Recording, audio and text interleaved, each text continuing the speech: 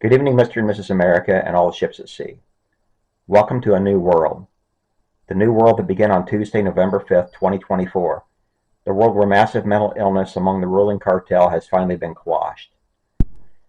The world where cross-dressers are on the presidential cabinet, illegal trespassers are afforded better treatment than natural-born U.S. citizens, and billions of dollars are sent to an Eastern European nation while U.S. citizens caught in a hurricane are told to go live under a bridge. Having said all of that, I believe we should take a moment to reflect on what exactly we saw exposed for all eyes to see in Tuesday's national election. Sit right back and allow this puppet to drive. The fallacy of pre-election polls. You know, the propaganda pieces put out massively by the mainstream media sources in every effort they could make to illegally interfere with election results. Yep, those polls.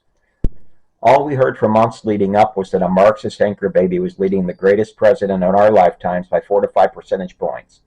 In fact, on Monday, November 4th, we all heard, of all things, that Marxist anchor baby was leading by a substantial amount of votes in Iowa.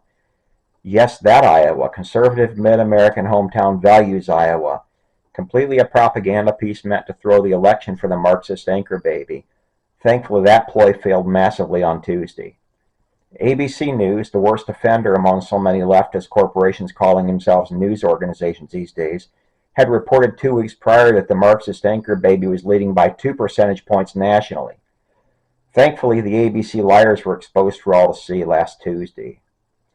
In fact, it must be taken into account that when the predecessor of the current Federal Communications Commission, or FCC, issued the original TV network charters in the World War II years, those charters were awarded with the understanding that the TV networks would serve the overall national good.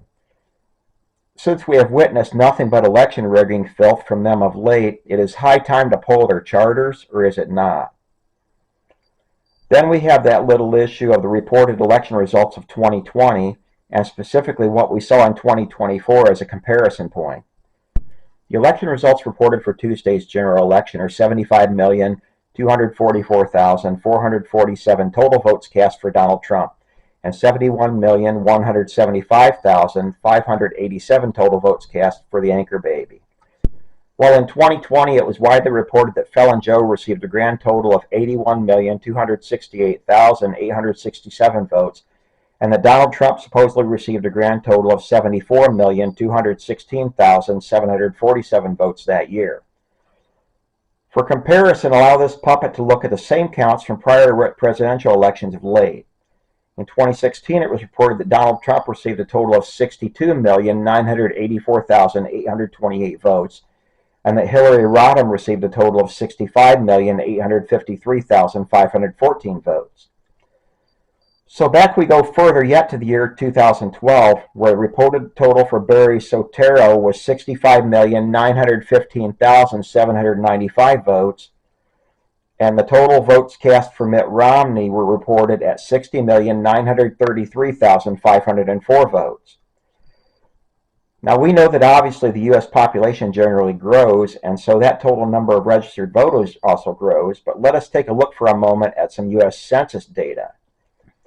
In 2010, the overall United States population was recorded at 308,745,538, and was then reported as 331,449,281 in the year 2020. That equates to a growth of 7.35% over that decade. Keep that number in your head. Now let us take a look at the total number of votes cast in each of the elections I just listed as compared to each other.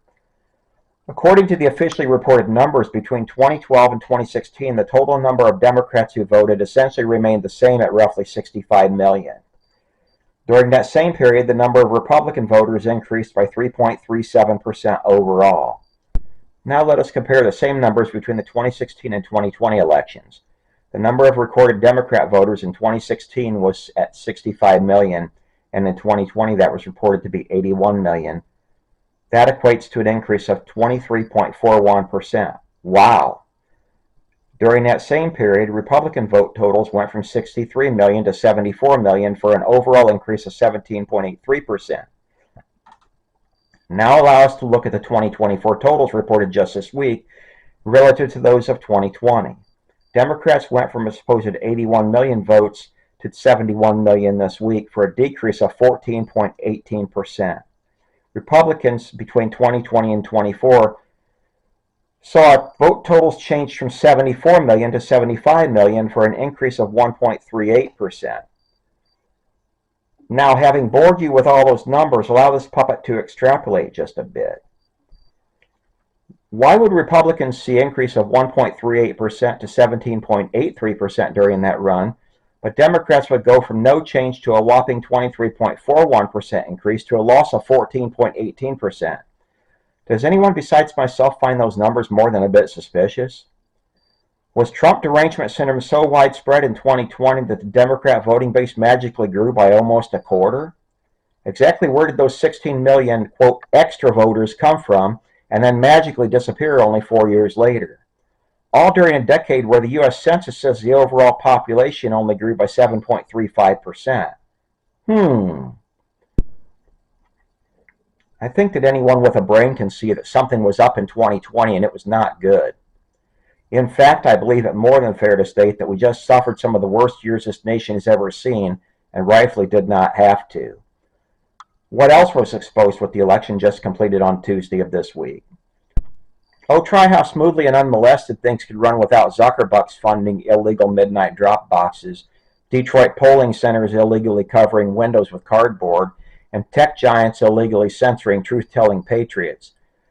No faked pipe burst at polling centers in Atlanta or month-long ballot counts in Arizona and Nevada attempting to illegally interfere with our constitutionally guaranteed right to a free and fair election process.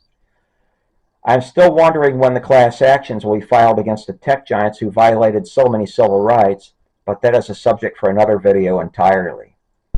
Next up on the list of false things got massively laid bare last Tuesday. Oh, that would have to be the fact that the vast majority of Americans have had it up to here with DEI madness and identity politics.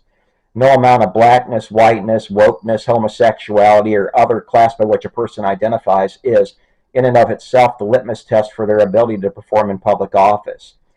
No, that, my friends, comes from character, strength, and ability to solve big problems in times of crisis. Americans could plainly see that Kamala Harris had none of those abilities, and Donald Trump has them in spades. You want to know what decided this election? That is it, plain and simple. Finally, my loyal viewers, allow this puppet to talk about something else we found out with the Marxist anchor baby going down. That would be how widespread the woke progressive mental illness is in the United States. Take a look, if you will, on Rumble and YouTube. There are myriad videos showcasing the emotional breakdown of orange-haired, neck-tattooed people completely melting down after the election results were announced. People threatening to shoot anyone who voted for Trump, people wishing cancer and even gallstones to befall those who voted against their chosen Marxist anchor baby. Frankly, folks, I'm a bit concerned because many of these do not seem emotionally stable in the slightest. Where do we as a nation go from here? Hopefully the answer is up, up, and away from the failed policies and illegal practices from the past painful and tortured 4 years. Let us never go through a period like this again. We as a nation need to learn from that mistake. Good night and sleep well.